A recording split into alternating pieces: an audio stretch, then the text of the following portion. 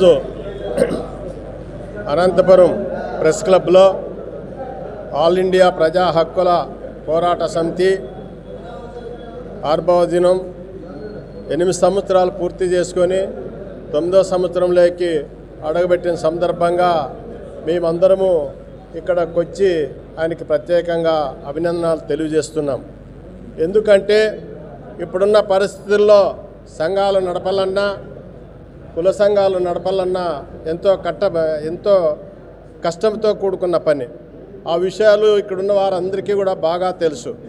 కాబట్టి ఆయన ఒక ప్రజల పక్షాన ఉంటూ ఎప్పటికప్పుడు తన వంతుగా పాత్ర పోషిస్తూ మరి ప్రత్యేకంగా ఆయన మరింత ముందుకు వెళ్ళాలని ఆ దైవాన్ని కోరుతున్నాం. ముఖ్యంగా సోదరులారా, ఈ ఆంధ్రప్రదేశ్లో జరుగుతున్న 2 సామాజిక వర్గాలు పాలన, ఒకరి మీద ఒకరు పోటీలు పెట్టుకుంటారు వాళ్ళేమో, కానీ ఎవరు అధికారం లేకొచ్చినా ఇండైరెక్ట్గా ఒకరికొకరు సపోర్ట్ చేసుకుంటారు. ఎందుకంటే వాళ్ళు ఒక లక్ష్యం, అధికారం కోసమే కొట్లాడదాం, అధికారం వచ్చిన తర్వాత మనం చక్కగా మన ఆస్తులు పెంచుకుందాం, మన కులాన్ని అభివృద్ధి చేసుకుందాం, మన యొక్క సామాజిక వర్గాలతో ఓట్లు వేయించుకునేకి మనం పోటీ పడదామని చెప్పి ఈరోజు 2 రాజకీయ పార్టీలు పోటీ పడుతున్నాయి ఆంధ్రప్రదేశ్లో. ఇది ఎంతవరకు కరెక్టు? మరి ఈ ఆంధ్రప్రదేశ్లో దాదాపు 139 కులాలు బీసీ కులాలు ఉన్నాయి. మరి 139 కులాలలో కేవలం ఒక 4-5 కులాలు మాత్రమే చట్టసభల్లోకి వెళ్ళాయి. మరి ఇంక ఎప్పుడు మీరు మాకు అవకాశాలు ఇస్తారు? మీరు ఎక్కడ మంచి పాలన తీసుకొస్తారు? ఏటో ఎన్నికల ముందర చెప్పిన కాకమ్మ కథలన్నీ చెప్పి మరి గెలిచిన తర్వాత అవి ఏం చేస్తున్నారో ఈ ప్రజలకి అర్థం కావడం లేదు. మరి ఈ సామాన్యులకి అసలుకే చేరడం లేదు. ఈరోజు చూస్తున్నాం, ఎక్కడ చూసినా దాడులు, ఎక్కడ చూసినా దౌర్జన్యాలు, ఎక్కడ చూసినా దోపిడీలు, ఎక్కడ చూసినా అవినీతి. ఈ పార్టీ ఆ పార్టీ అనేదే కాదు, 2 రాజకీయ పార్టీలు కూడా అట్లే తయారైనాయి. కాబట్టి వాళ్ళ పాలన మారాలి, వాళ్ళ తీరు మారాలి, అన్ని సామాజిక వర్గాలకు సమాన న్యాయము రావాలి, ఆ పార్టీల్లో అందరికీ సమాన హక్కులు కల్పించాలి. అప్పుడే మీ పార్టీలు బతికి బట్టగడతాయి. లేకుంటే మాత్రము రాబోయే రోజుల్లో తప్పనిసరిగా ఆ పార్టీలు కూడా కన్నమరుగైతాయని చెప్పి మేము బీసీ సమన్వయ కమిటీ ద్వారా తెలియజేస్తున్నాం. ఈ రాష్ట్రంలోనే, ఈ దేశంలోనే ముఖ్యంగా ఒక కులగణ, సమగ్ర కులగణ జరగాలని చెప్పి ఎన్నో పోరాటాలు చేస్తున్నాయి. ఆ పోరాటాల ఫలితంగా ఈరోజు తెలంగాణలో జరుగుతున్నాయి. చాలా రాష్ట్రాల్లో కులగణ లెక్కలు తీస్తున్నారు. ఆంధ్రప్రదేశ్లో కూడా మేము కూటమి ప్రభుత్వాన్ని ఒకే డిమాండ్ చేస్తున్నాం. మీకు బీసీలంటే ఎంతో ప్రేమ, అభిమానం ఉంది. మరి ఆ బీసీలను మీరు తప్పనిసరిగా మీ అంచనా ఉంచుకోవాలంటే మేము బీసీ సమన్వయ కమిటీ తరఫున ఒకటే కోరుతున్నాం, కులగణ జరగాలి. సమగ్ర కులగణ జరిగినప్పుడే అందరికీ సమాన వాటా వస్తుంది, సమాన హక్కులు వస్తాయి, అందరూ కూడా చట్టసభలు లేకపోతారు, అందరికీ ఉద్యోగాలు, భద్రత ఏర్పడుతుంది.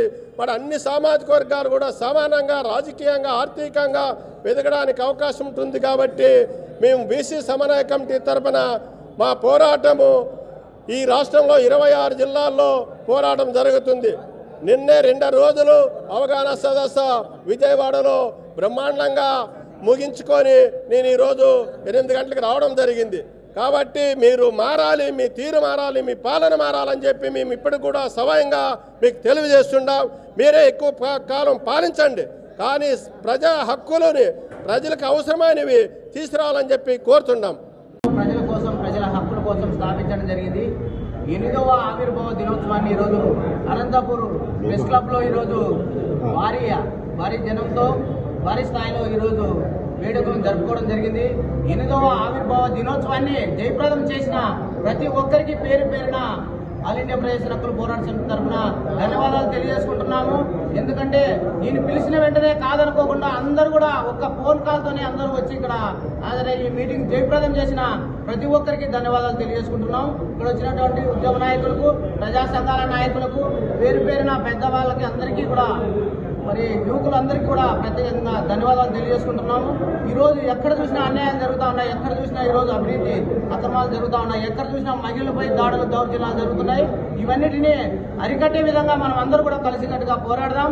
ఎక్కడ అన్యాయం జరిగినా మనం వ్యతిరేకించే విధంగా, ప్రశ్నించే విధంగా మనం ఉన్నామని చెప్పి తెలియజేసుకుంటున్నాము. ఎందుకంటే ఈరోజు ప్రజా సంఘాలు ఉన్నాయి కాబట్టి ఈరోజు అధికారులకు భయం ఒక దడ. ఎందుకంటే ప్రజా సంఘాల నాయకులు ఉన్నారు, దీనిపైన కేసులు వేస్తారు, మీడియాకి ఇస్తారు, ధర్నాలు చేస్తారనే ఒక భయం అనేది ఈరోజు అధికారులకు ఉంది. అధికారులకు సక్రమంగా పనిచేస్తే ఈరోజు పేద ప్రజలకు ఎందుకు అన్యాయం జరుగుతూ ఉంది? వాళ్ళు కరెక్ట్గా పనిచేస్తే మరి ఎక్కడ కూడా అన్యాయం జరగదు. ప్రజలు ఇచ్చే పన్ను ద్వారానే ఈరోజు జీతాలు తీసుకుంటున్నారు, కానీ ఆ ప్రజలకే ఈరోజు పని చేయడం లేదు. ఏ అధికారి దగ్గర పోయినా అడుగడుగున అన్యాయం జరుగుతుంది. అది పేద ప్రజలకు మాత్రమే, ఉన్న వాళ్ళకి మాత్రమే ఎక్కడ చూసినా ఒక్క ఫోన్ కాల్తో పనులు జరిగిపోతున్నాయి. ఒక్క ఫోన్ కాల్తోనే అన్ని పనులు కూడా ఇంటికాడికి వచ్చి పని చేస్తూ ఉన్నారు. కానీ పేద ప్రజలు ఆఫీసులు చుట్టూరా ఎక్కడ చూసినా ఎస్పీ ఆఫీస్ చుట్టూరు కావచ్చు, కలెక్టర్ ఆఫీస్ దగ్గర కావచ్చు, వేలకు వేల జనాలు ఉంటున్నారు, కానీ వాళ్ళకి మాత్రం న్యాయం జరగలేదు. అడుగడుగున అన్యాయం జరుగుతూ ఉంది. ఈరోజు గ్రామంలో కావచ్చు, మండలంలో కావచ్చు, జిల్లాలో కావచ్చు, రాష్ట్ర వ్యాప్తంగా కావచ్చు, మన దేశ వ్యాప్తంగా కావచ్చు, ఎక్కడ చూసినా అడుగడుగున పేద ప్రజలకు అన్యాయం జరుగుతూ ఉంది. ప్రతి ఒక్క ఇంటిలోనూ ఒక నాయకుడుగా ఎదగాలని చెప్పి మేము ఆశిస్తా ఉన్నాము. ఎందుకంటే ఆ భయం అనేది అధికారులకు ఉండాలా. ఏ పార్టీ అధికారంలోకి వచ్చినా కూడా పేదవాళ్ళకు అడుగడుగున అన్యాయం జరుగుతూ ఉంది. కాబట్టి ప్రతి ఒక్కరూ గుర్తించే విధంగా ఉండాలని చెప్పి కేంద్ర రాష్ట్ర ప్రభుత్వాలు కూడా పేద ప్రజల యొక్క కష్టాలని, ఇబ్బందుల్ని గుర్తించే విధంగా చర్యలు తీసుకోవాలి. ఎక్కడ చూసినా ఈరోజు మహిళల పైన జరుగుతూ ఉన్నాయి. ఈరోజు ఇవన్నిటిపైన కూడా మేము వ్యతిరేకిస్తున్నాం.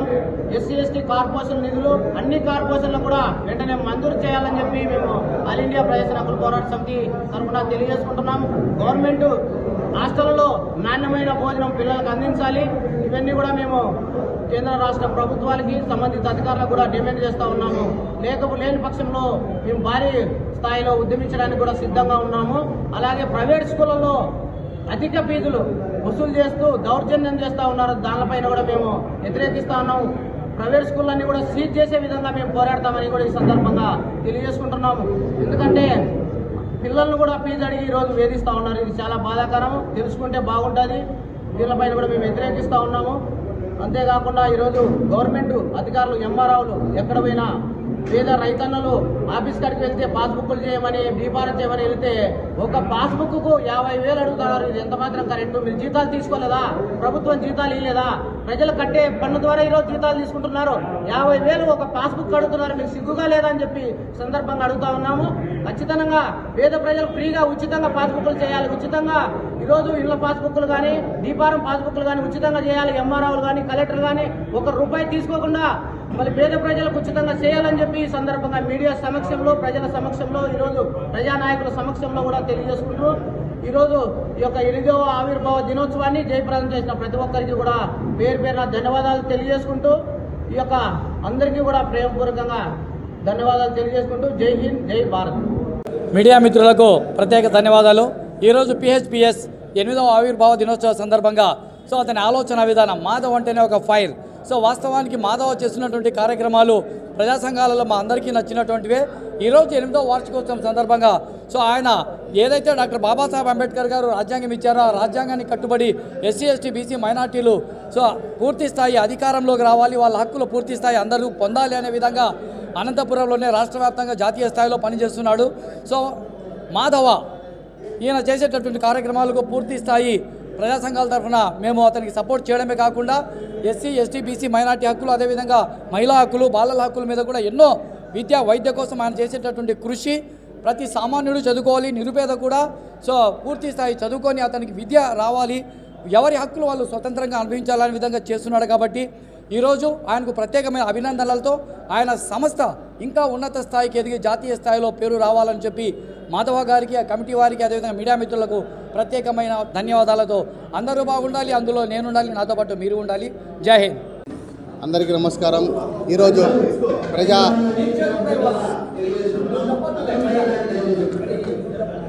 హలో, ఈరోజు పిహెచ్ ప్రజా సంఘాల నాయకులైన మన మాధవ గారు 8వ వార్షికోత్సవం జరుపుకున్న సందర్భంగా ప్రజా సంఘాల నుంచి ఆయనకి ఫుల్ మద్దతు ఉంటుందని తెలుపుతున్నాము. ఎన్నో సేవా కార్యక్రమాలు చేస్తున్న రాష్ట్రంలో మరియు ఆంధ్రప్రదేశ్లో ప్రతి ఒక్కరూ వాళ్ళ శ్రమని గుర్తించక ఏరే వాళ్ళని ఎవరో కొంతమంది చేసిన నటనకు వాళ్ళకే ప్రోత్సహిస్తున్నారు. కానీ ప్రజాసేవకులు ఎవరు గుర్తించడం లేదు, నిజమైన ప్రజాసేవకులు. అలాగే ఈ రాష్ట్రంలో జరుగుతున్న అన్యాయంపై ప్రజా సంఘాలు ప్రతిరోజు ప్రతి వేళ గలమెత్తుతున్నాము. అలాంటి వారిని ప్రతి ఒక్కరూ గుర్తించి మా సహకారాన్ని మీరు మీ ప్రోత్సాహంతో మాకు ముందుండి నడిపించాలని ప్రతి ఒక్కరికి కోరుకుంటున్నాము. ముస్లిం ఐక్య వేదిక రాష్ట్ర అధ్యక్షుడి నుంచి మాట్లాడుతున్నాను. నా పేరు షేక్ నిజాం.